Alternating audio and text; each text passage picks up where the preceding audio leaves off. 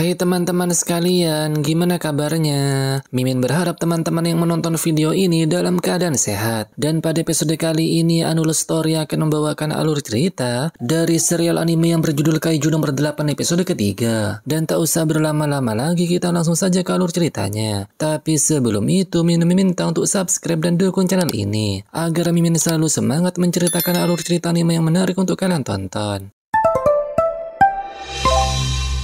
Mendengar jika Kikoro mencium bau kaiju di tubuh seniornya, Reno pun seketika panik dan berkata jika pekerjaan mereka ialah membersihkan jasad kaiju. Namun tak lama kemudian, melihat Kafka dengan begitu mudahnya mengangkat mobil itu, Kikoro tentu saja terkejut dan merasa jika ia juga memiliki seragam pribadi. Tanpa rasa bersalah karena telah memamerkan kekuatannya, Kafka dengan pedenya berkata jika adik kecil itu harus mengingat baik-baik namanya. Dan di saat bersamaan, terlihat pelayan Kikoro dengan cepat memarkir mobilnya di nomor 55. Hal itu tentu saja membuat Kafka merasa kesal. Melihat sikap sang MC yang terus-terusan meremehkannya, Kikoro pun berniat akan mempermalukan Kafka di ujian selanjutnya. Setelah gadis itu pergi, Reno dengan wajah emosi pun langsung mendatangi Kafka karena ia telah memamerkan kekuatan kaiju tanpa rasa bersalah sedikit pun. Meski hanya mengubah bagian tubuhnya sedikit, namun Reno tetap tak menerima alasan seniornya. Dan jika ia tetap mengulanginya, maka Reno akan membawanya pulang secara paksa. Setelah Kafka mengiyakan hal itu, mereka berdua pun segera masuk untuk melaksanakan ujian selanjutnya. Sang MC kembali mengingat jika ujian ini adalah kesempatan terakhirnya untuk berdiri di sisi Mina. Oleh karena itu, ia tak akan menyerah untuk menggapai mimpinya.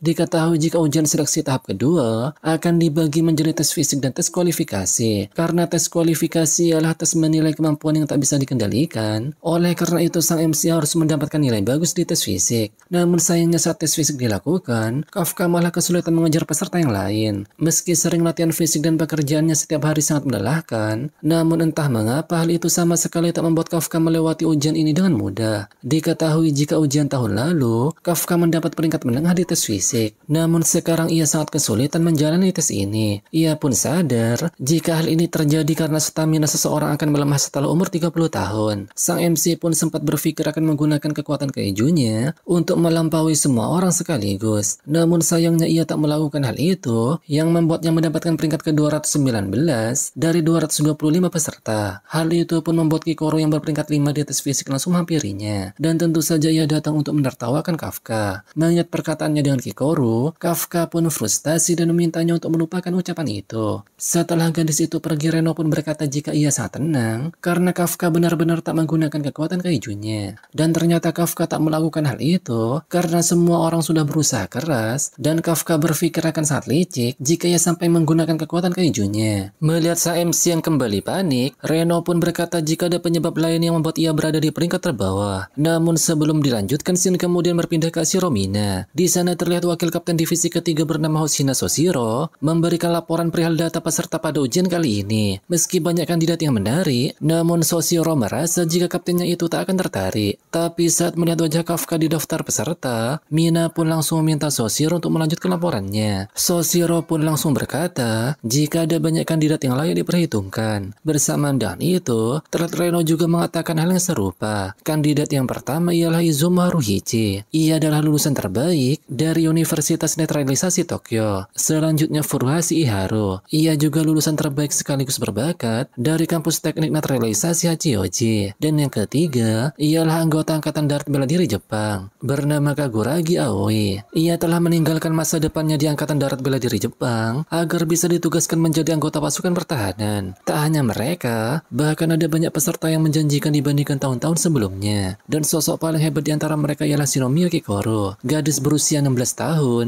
dan menjadi lulusan terbaik dari Universitas Netralisasi California. Kehebatan Kikoro pun membuat para peserta yang lain akan berusaha mengalahkannya. Menyadari betapa hebatnya Shinomiya Kikoro, Kafka tanpa rasa bersalah malah melakukan hal demikian.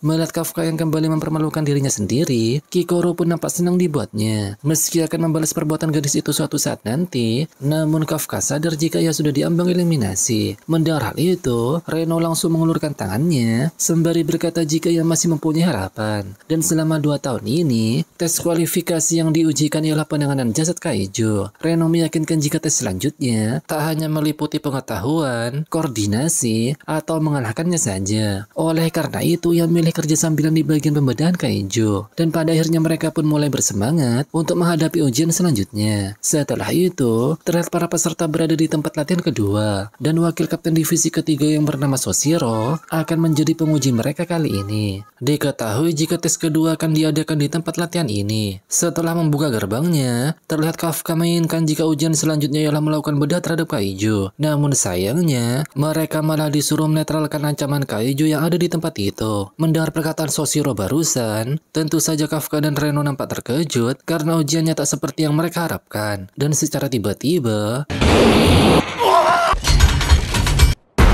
melihat kaiju yang hampir menerkam mereka, para peserta pun nampak bersemangat dan seakan tak terjadi apa-apa. Dan hanya sang MC yang terkejut dengan kejadian barusan. Melihat hal itu tentu saja Kikoro menertawakannya. Kafka pun kesal dan menyalahkan pemikiran Reno yang menganggap ujian selanjutnya ialah membedah kaiju. Setelah itu, Soshiro memberitahukan jika mereka akan menghadapi kaiju dengan memakai seragam khusus. Diketahui jika seragam itu ialah produk Izumo Teknologi bernama GX4552. Setelah memakainya, nampak Reno sangat takjub karena seragam itu seperti lengket ke tubuhnya. Bahkan Reno juga merasakan peningkatan kekuatan.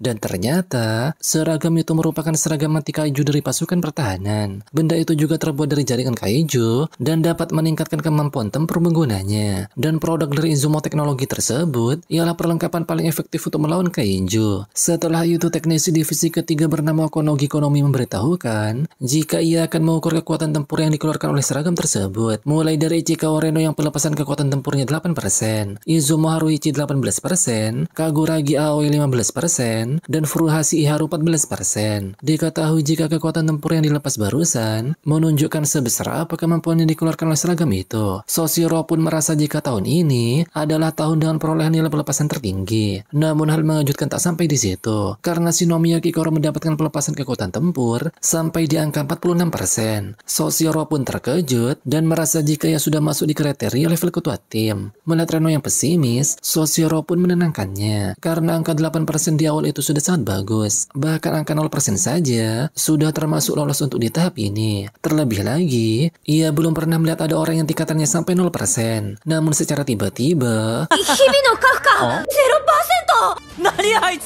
melihat kekuatan Kafka yang berada di angka 0%, hal itu langsung membuat Soshiro tertawa terbahak-bahak. Ditambah lagi ekspresi Kafka seperti membuang kotoran, yang membuat wakil kapten tersebut henti-hentinya tertawa. Kafka yang kesal pun merasa jika hal ini ada triknya, dan dia harus menemukan trik itu sebelum ujiannya berakhir. Melihat kelakuan Kafka tentu saja Kikoro merasa kesal, karena dia ingin sang MC menunjukkan kekuatannya, sama seperti di tempat parkir sebelumnya. Setelah itu Soshiro datang menemui mereka, dan akan memulai evaluasi finalnya. Namun sebelum itu, ia akan menjelaskan dulu ketentuan ujian kali ini. Diketahui jika mereka memiliki target Honju dan 36 Yojo. Mereka juga dibekali senjata anti kaiju untuk melawan para Honju dan Yojo tersebut. Dan setiap orang akan diikuti drone yang berfungsi melacak pergerakan mereka. Kalau dirasa nyawa mereka akan terancam, maka Soshiro akan mengaktifkan perisai yang ada di seragam mereka. Namun hal itu juga akan membuat mereka akan dieliminasi. Setelah Soshiro cukup memberi nasihat, ujian evaluasi final pun dimulai. Melihat kecepatan Kikoro dan kehebatannya dalam memusnahkan Yojo, tentu saja membuat para peserta dan pengawas merasa terkejut. Di lain sisi, nampak sang MC mengajak Reno untuk maju agar tidak ketinggalan. Namun kocaknya di sini, Kafka malah tak bisa bergerak bebas karena perlengkapannya terasa sangat berat baginya. Setelah memarahi seniornya yang bertingkah konyol, Reno pun merasa jika ia tak punya kemampuan menyerang yang kuat sama seperti yang lainnya. Namun bersamaan dengan itu, Soshiro memberitahukan jika Kapten Ashiro Mina juga ikut mengevaluasi final pada ujian kali ini. Mendengar hal itu, membuat Kafka langsung teringat janjinya bersama Mina. Ia pun mulai bersemangat dan berusaha tenang, karena ujian ini ialah kesempatan terakhirnya. Sang MC pun mulai menyadari mengapa penguji memakai drone untuk mengawasi pergerakan para peserta. Dan jika jumlah netralisasi sebagai kriteria evaluasi, mereka cukup menghitungnya dengan sensor. Karena hal itulah, Kafka merasa jika mereka menilai para peserta berdasarkan kemampuan dan situasi di lokasi. Oleh karena itu, mereka yang memiliki kemampuan menyerang yang rendah akan membantu peserta yang sedang menyerang Kaiju. Setelah itu mereka melihat Kaguragi dan Izumo yang sedang melawan Yojo. Kafka dan Reno pun langsung membantunya dan akan menyerang dari arah yang lain. Melihat tapak Yojo tersebut, Kafka pun menyadari sesuatu. Dan ternyata jasad Yojo itu pernah ditangani Kafka. Dan setelah melihat perlengkapan di seragamnya, Kafka pun melakukan hal demikian.